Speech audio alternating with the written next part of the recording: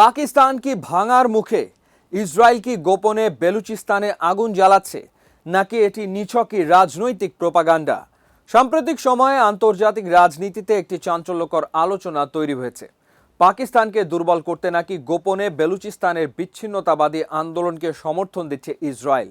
মধ্যপ্রাচ্যের সংঘাত আর নতুন ভূ রাজনৈতিক সমীকরণের মাঝে এই গুঞ্জন পাকিস্তানের অখণ্ডতা নিয়ে প্রশ্ন তুলেছে। আজকে আমরা জানবো এই অভিযোগের পেছনের সত্যতা কতটুকু, বেলুচিস্তান নিয়ে হঠাৎ কেন এত আলোচনা এবং এর পেছনে আন্তর্জাতিক শক্তিগুলোর খেলা আসলে কি। ভিডিওটি শেষ পর্যন্ত দেখুন, পুরো বিষয়টি পরিষ্কার হয়ে যাবে। শুরুতেই আসি ইসরায়েল সংযোগের অভিযোগে। পাকিস্তানের অনেক বিশ্লেষক ও মহলের দাবি, ইসরায়েল গোপনে বেলুচিস্তানের বিচ্ছিন্নতাবাদীদের মদদ দিচ্ছে। উদ্দেশ্য একটাই, পাকিস্তানের ভৌগোলিক ও কৌশলগত অবস্থানকে দুর্বল করে দেওয়া। কিন্তু সত্যিটা হলো, ইসরায়েলি সরকারের পক্ষ থেকে এ ধরনের কোনো আনুষ্ঠানিক বা প্রকাশ্য ঘোষণা দেওয়া হয়নি।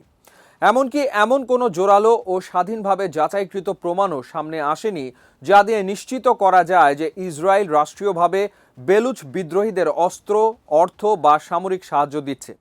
তাহলে আলোচনা কেন? সম্প্রতি সামাজিক যোগাযোগ মাধ্যমে রিপাবলিক অব বেলুচিস্তানের নামে একটি চিঠি ছড়িয়ে পড়ে। সেখানে দাবি করা হয় বেলুচিস্তান স্বাধীনতা ঘোষণা করেছে এবং বিদ্রোহীরা অঞ্চলের 85% নিয়ন্ত্রণ করছে। যদিও এই দাবির সত্যতা প্রমাণ বা কোনো আন্তর্জাতিক স্বীকৃতি মেলেনি, তবুও বিষয়টি নতুন করে বিশ্ববাসীর নজর কেড়েছে। কিন্তু প্রশ্ন হলো, বেলুচিস্তানকে নিয়ে কেন এত কাড়াকাড়ি? এক, আয়তন ও সম্পদ। এটি পাকিস্তানের সবচেয়ে বড় প্রদেশ। খনিজ সম্পদ, প্রচুর প্রাকৃতিক গ্যাস এবং আরব সাগর সংলগ্ন কৌশলগত অবস্থানের কারণে এই অঞ্চলের ভূ রাজনৈতিক গুরুত্ব অপরিসীম। দুই, চীন পাকিস্তান অর্থনৈতিক করিডর। চীনের বিশাল বিনিয়োগ ও অবকাঠামোগত প্রকল্পের মূল কেন্দ্র এই বেলুচিস্তান। আর এ কারণেই বেলুচিস্তানের অস্থিরতা শুধু পাকিস্তানের অভ্যন্তরীণ বিষয় নয়, এর সঙ্গে চীন, ভারত, ইরান এবং মধ্যপ্রাচ্যের বৃহত্তর ভূ রাজনৈতিক স্বার্থ জড়িয়ে রয়েছে।